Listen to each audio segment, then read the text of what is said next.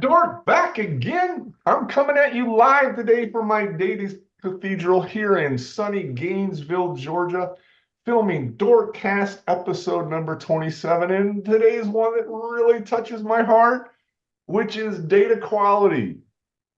And the reality of the show is really going to be about the lack of data quality. But let's go ahead and get started. I've got a really fun guest, and I'm willing to bet that the picture tells you what we're in store for here. Susan Walsh is a girl after my own heart. We are just crazy about the things we do, and more than happy to be live, vocal, emotional about what it is. Her title is Classification Guru. That's not something you pick up on a whole lot of business cards. So I've put a whole bunch of other things in here. You know, you could say she's also known as the fixer of dirty data, and you can see some of these other accolades. So don't let the crazy picture scare you away from the fact Susan's the real deal when it comes to data quality and data governance.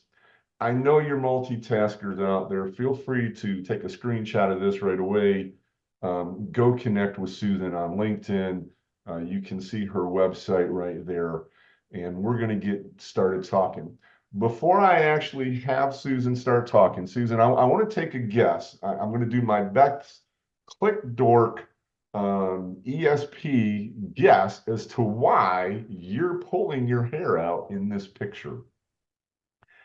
And I'm going to guess that it has got to do with data quality. Okay.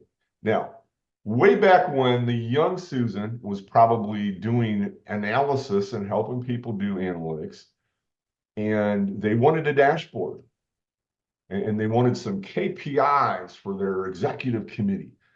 And you'd say, well, we can do them, but the data is really bad. Oh no, they look perfect. Oh no, oh yeah, that's so pretty. Oh my, oh yeah, that's great. But the data is really bad. Don't make decisions based on this data. Oh no. I just that's fine. I get that, maybe you think it's dirty, but show me some more bar charts about our profit. Well, give me some more detail about our customers and our net deals per customers. And they just kept asking for more. You're like, but the data's dirty. But the data's dirty. But we need to fix our source data. But we need to clean it here. But we're going to need to hire somebody to do this. And they just kept saying, no, it looks fine. It's pretty. Well, then somebody starts getting into the details because the numbers aren't so pretty anymore. And you're like, well, I don't agree that our number is this number. I need a table. I want to dump this data to Excel so that I can see it. Man, I've got some missing values. And they're like, but what are you doing, Susan? We got data bad. And you're like, I've been telling you this for years, right? And they're like, okay, well, maybe when we do it in Excel, can you just go hand type that value in our Excel sheet so that I don't see that it's bad, right? Just fix it for me. That's where we're going, right? Today, what I find so humorous is there's been excuses after excuses, but it looks fine. As long as we're on target to hit our goals, we don't need to know. As long as it looks pretty on the chart for the boss, we don't need to know. If I come down and say, well, geez, I need to see the details, we'll just fix it in Excel manually after the fact, over and over and over. But today's the days we're trying to use artificial intelligence and generative AI with the data. And people are saying, oh no, we might get bad answers out of AI or generative AI with our data. And so the first question I asked about this data was, tell me what data quality issues I have in the data. And it was more than happy to tell me, you've got a whole bunch of problems in your data. Now, I was just trying to channel my inner Susan I in was feeling it. ESP and track your history. Is that kind of why you're pulling your hair out in that picture? Oh, I see this all the time. Yes. It's nobody ever listens. No, that's and I can tell you we're very much alike, but I pulled all my hair out. That's how the click door got to this point, Yeah. me screaming Well, for that's why years. you've got a cathedral, let the echo bound, the noise and bounce. I've got a data den. This is my data den Nice. where I do all my screaming. Nice. Well, it is a pleasure to finally have you on.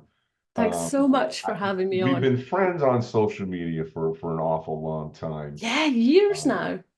but and I've shared people and pointed people to you, but I really felt like the emphasis right now, the spotlight is really being put on data quality and data governance by the exact same people who've just overlooked it for years.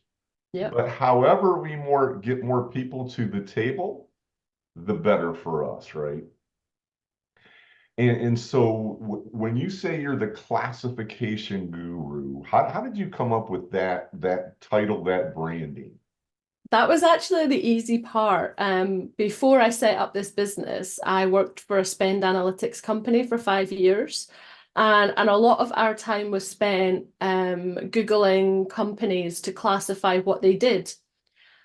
And you would not believe the number of companies who don't actually tell you what they do on their website. They'll say things like, we're leaders in our field, we're the best in the industry. And you're like, oh, what? And it's like, and then it'll say like our services, and it'll say for industry, for this, for that. It still doesn't tell you what they do, and it makes it really difficult. And so when I set up my own business, I wanted people to know from the name exactly what I did. And so that is where the classification guru came from, because my superpower is classifying spend data in procurement data sets. And so that is why I chose the name. That is neat. That's great. That's perfect branding. This is literally what you do.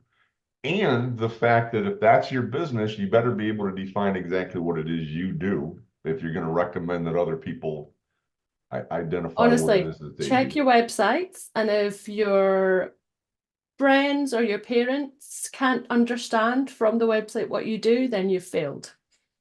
Nice, nice. People are rushing out to their own company's websites right now to track that. And so one of the things as I got into this, right, people have dirty data, missing data, empty values throughout their source systems. In the wrong columns. How often do we see that in address data? The zip code in the city column? Yep. And a lot of times it's because there were commas and full names, but then they read it in as a CSV file and they didn't have quotes around things. And so, what is it as the classification guru? How do you help companies clean this stuff up? We're not reinventing the wheel with what we do. A lot of the work that we help our clients with is really manual, laborious, time-consuming work. It's something that they could absolutely do themselves, but in one case, it took a client 12 months to do it the year before, and we did it in 2 months for them. So that's the kind of time savings and efficiencies that and we are exclusively focused on that one task. That other person has a million different jobs in the day to do. So something's always going to slip or get put to the bottom. So what we really do is we bring our experience, our knowledge, and our efficiency to really blast data sets and get them clean, classified, tidied, enriched, and then you can work with them, get insights. You can even use them as training data sets for tech, such as the magic AI and machine learning and chat GPT. But really it's about doing the jobs that nobody else really wants to do. I describe it like being the trash person of the data world. Yep. If our trash didn't get collected every week, literally society would fall apart. There would be disease, there would be messy roads, people wouldn't be able to function properly. And your organization is just like that with data too. It's something that has to be done and maintained on a regular basis and looked after and valued. Nice. That's an interesting concept the way you brought up the people have other things to do. I can tell you one of the most frustrating things for me isn't what I do. It's all the emails I get, the Slack messages I get, the Teams messages I get, Yeah. the Discord messages I get, the text messages on my phone that are interruptions to what it is that I really want to focus on. And I can imagine that that's for those organizations that do want to focus on data quality. Those people are getting invited to team meetings. They're having emails. They've got other daily tasks they need to do. You're so right. I've That would actually, interrupt their yeah, focus on the data quality. I've done a couple of training courses, and in those, one of my top tips is when you are working with data, block out like a couple of hours, switch off your emails, and focus in on that one task. Because what happens is you're in the middle of something really important, and you get called away, and you come back, and you can't remember where you were, what you were doing.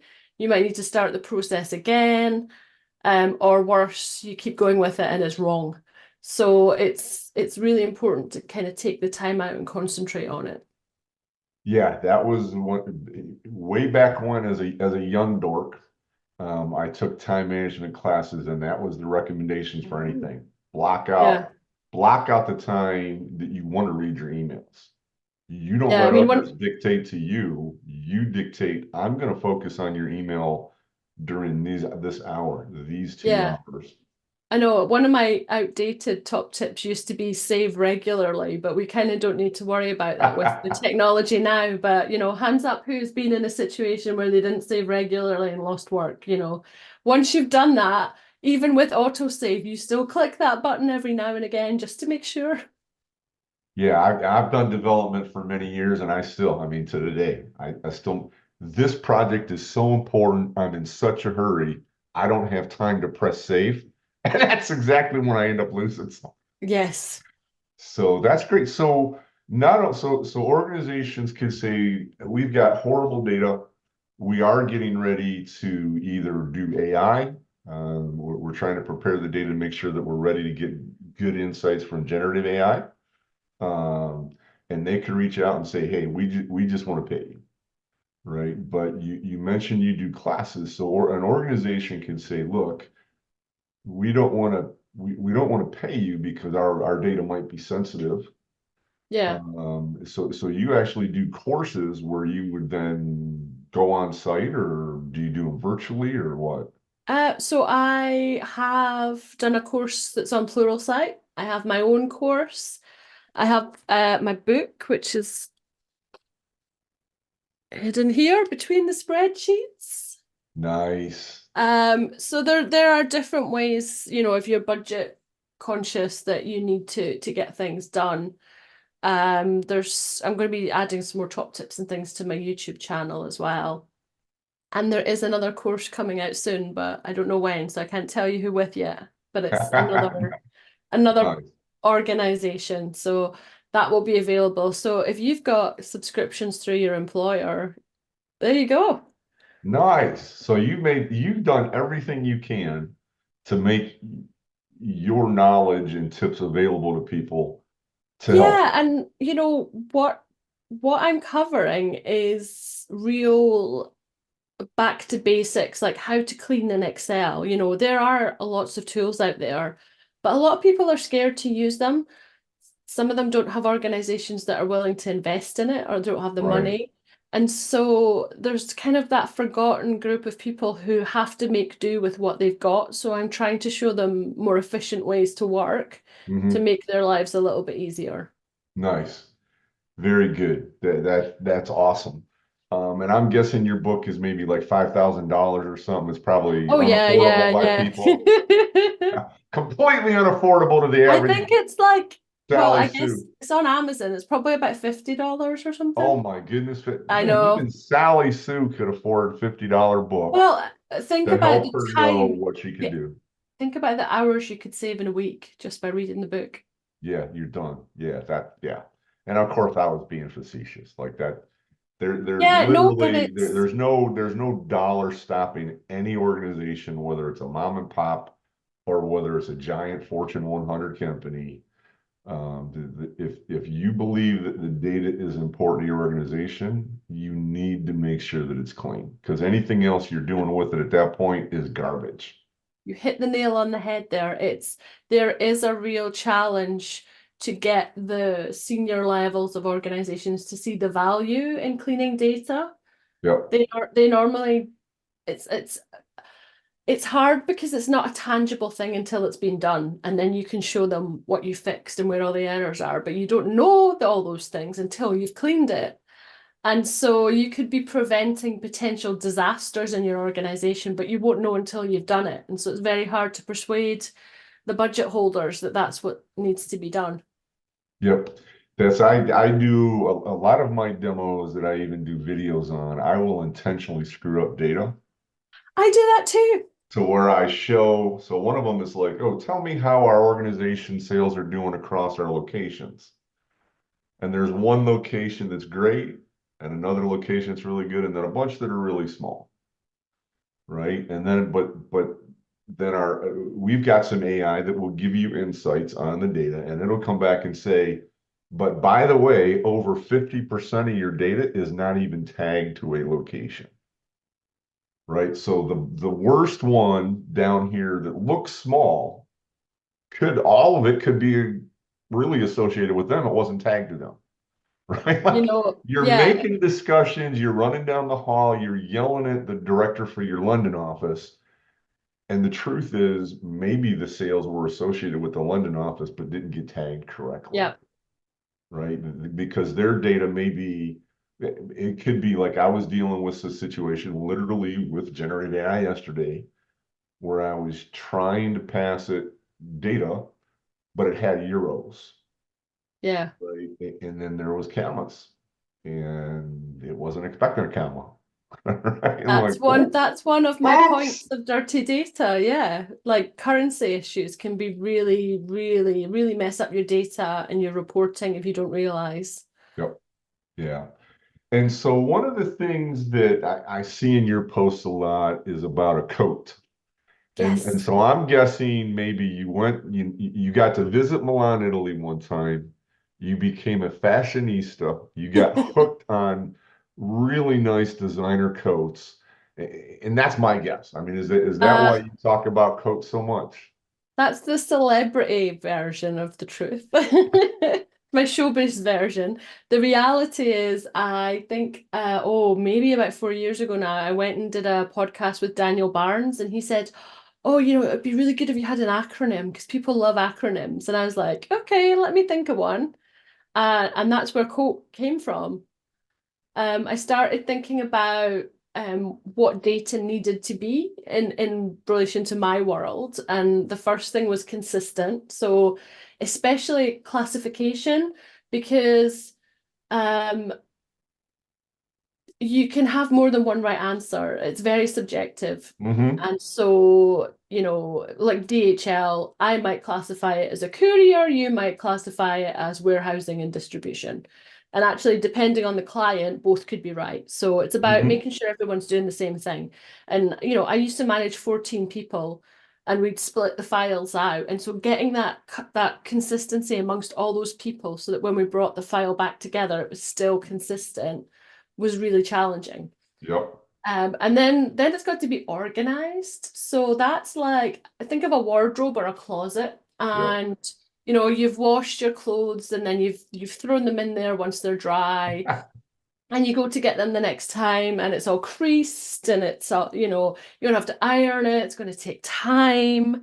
But imagine if you'd washed it and pressed it or just let it dry naturally, no creases, and then you hung it up in your wardrobe or your closet and it was, by style or by color, and then you could just go in and pull out what you needed without having to rake around.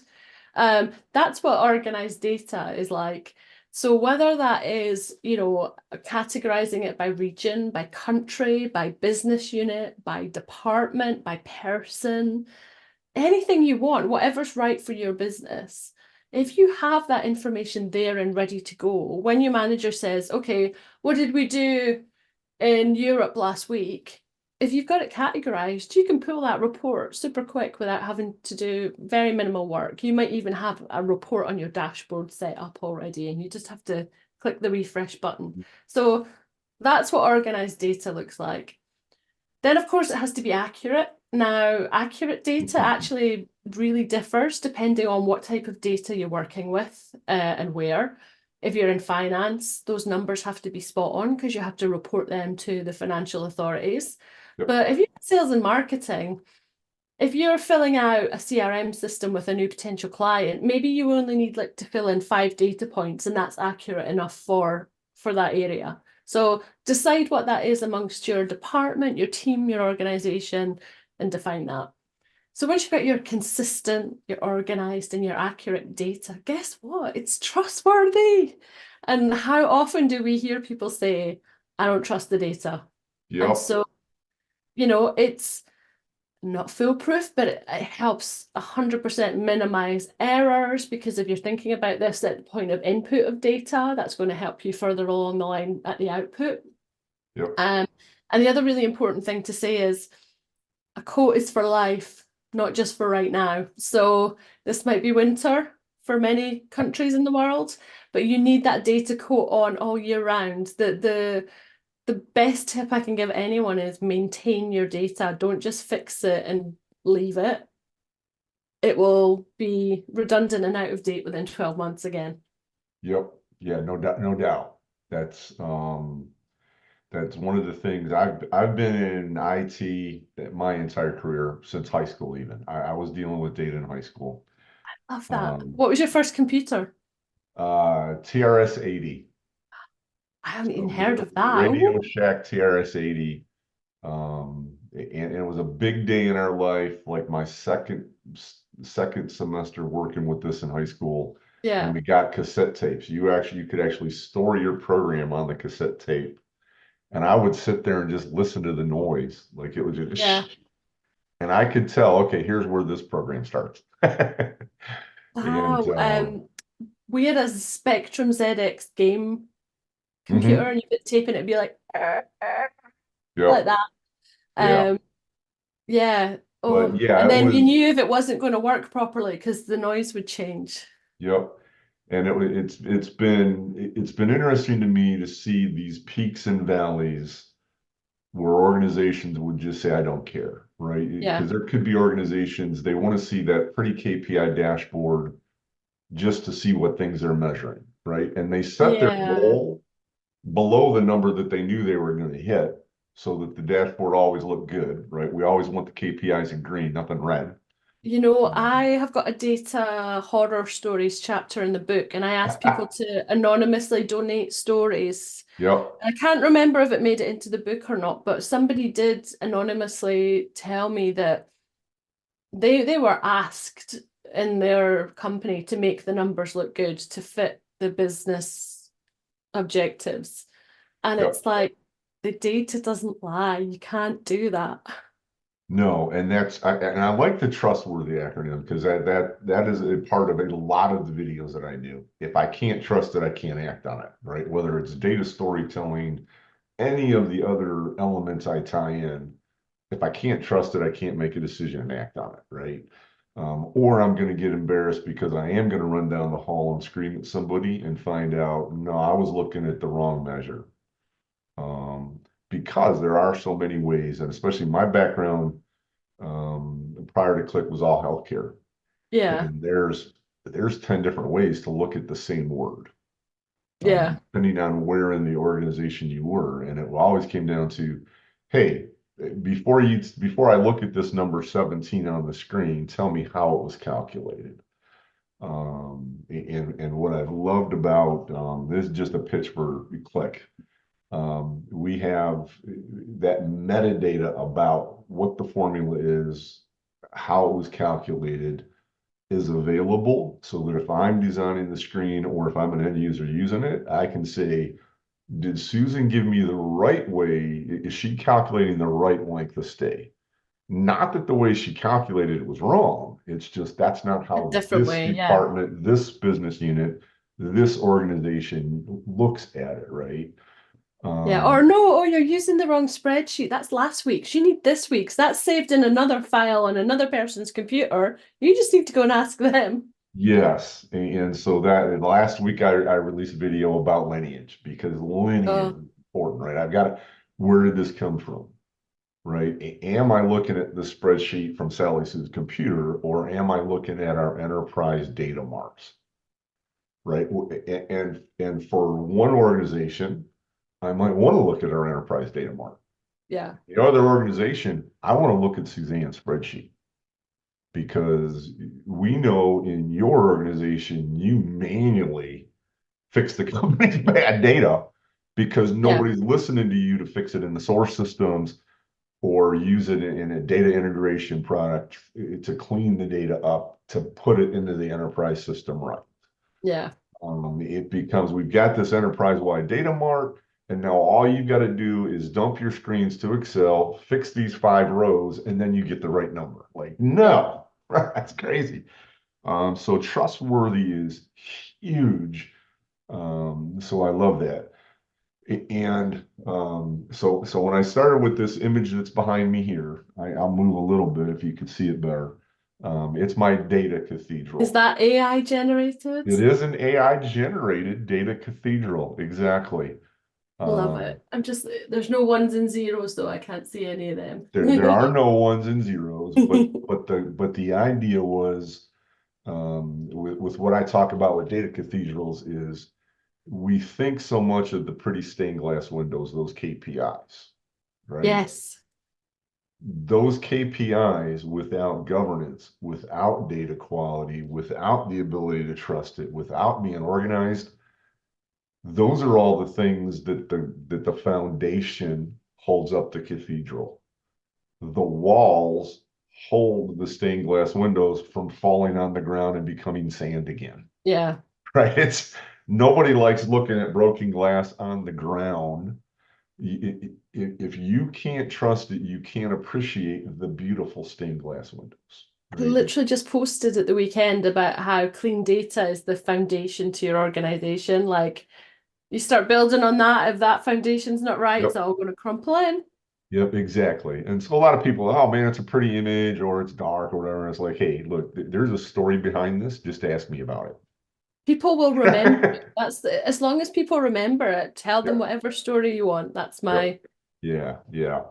Um, so if somebody wants to reach out to you, who are the types of people? Is it CEOs that reach out to you? Is it CIOs? Or is it Bob, business guy in Department X of some organization? Sometimes it's a CEO or MD here in the UK. A lot of times it's a CPO, which is a Chief Procurement Officer or a procurement manager.